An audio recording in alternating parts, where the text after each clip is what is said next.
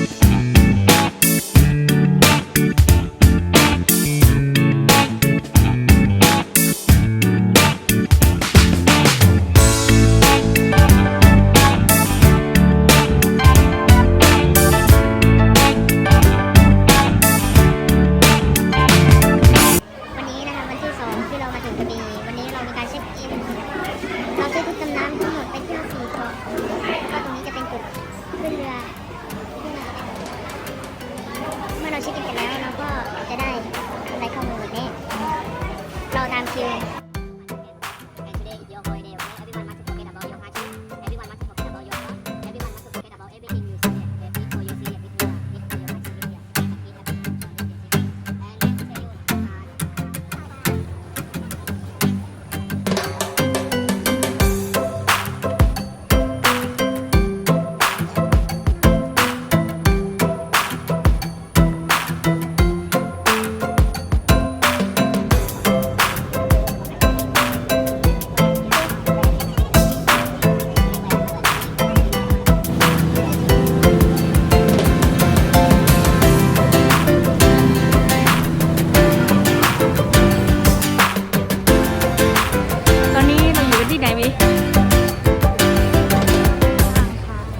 ทำพนาง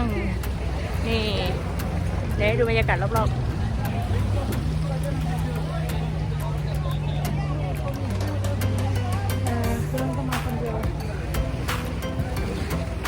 ที่ทำพนางเขาจะจอดแวะประมาณ40 นาทีแล้วก็เราต้องจำเรือเราให้ได้ด้วยแล้วก็ตรงนี้มันจะมีให้เดินเล่นซะมากกว่าแล้วก็ฝั่งนู้น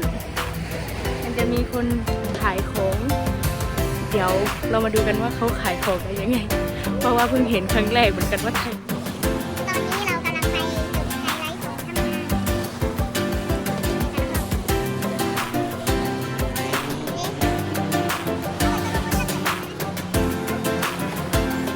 แล้วเราก็มาถึง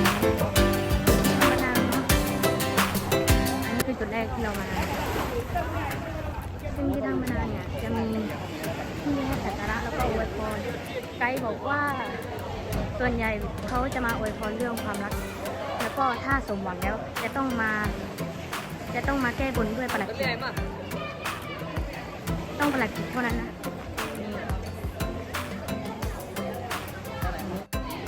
นี่ไม่ใช่วันหยุดนะแต่ว่านี่มันเป็นวันธรรมดาแต่นักท่องเที่ยวแบบเยอะมากบรรยากาศรอบๆก่อนที่เราจะขึ้นเรือเราไปดูฝั่งนู้นก่อนว่าเขามีอะไรมั่งแต่เมื่อกี้เห็นว่าน่าจะมีคนขายของตรงนี้น่าจะมีฝรั่งต้องขายยาวๆเลยเหรอเราก็มาถึงเรือของเราแล้วนะไม่รู้ว่าถึงแม้จะอยู่ท่ามกลางโศกแต่ว่ามีทุกอย่าง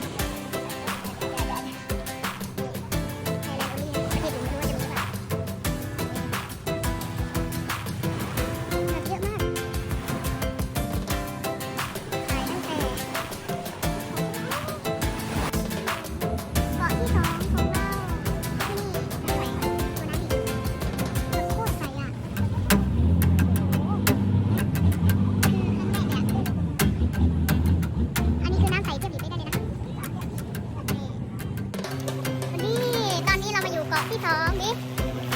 เราอยู่ที่ไหนกัน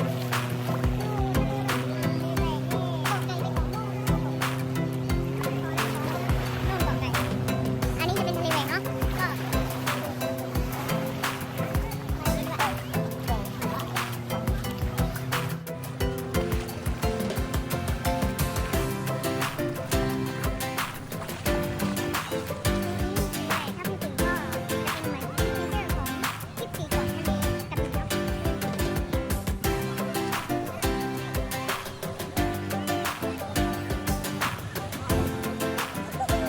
อยากเล่นน้ำอ่ะก็จะพาดำน้ำไปด้วยนะ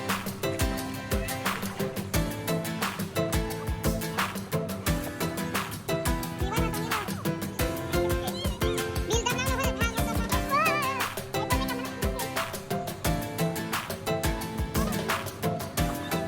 ไอ้ตัวไม่ดำน้ำถ้าจะพูดถึงมุมหนึ่งก็คือการฝึกดำน้ำซึ่งเป็นนักท่องเที่ยวจะลงไปดำน้ำไม่จะมีปลาไหลดิ แล้ววันนี้เราก็เกาะสุดท้ายของวันนี้ก็คือเกาะบอดะตรงนี้จะเป็นที่พักทานข้าวทางทัวร์จะมีอาหารให้ซึ่งเป็นอาหารบุฟเฟ่ต์ก็พร้อมน้ำ1 ขวดแต่ผมว่าสวยมากข้าวเที่ยงของเราวันนี้ก็จะเป็นบุฟเฟ่ต์อันนี้อะไรอันนี้ไก่ทอดแล้วก็ผัดเปรี้ยวหวานแล้วก็มัสมั่นบุฟเฟ่ต์ดีนะหลังที่เรากินข้าวเสร็จแล้วนี่บรรยากาศอันนี้คือผ่อนคลายหลังกินข้าวเสร็จน้ำใสมากแบบโคตรใสเลยอะเดี๋ยวเสร็จนี้เราก็จะกลับรีสอร์ท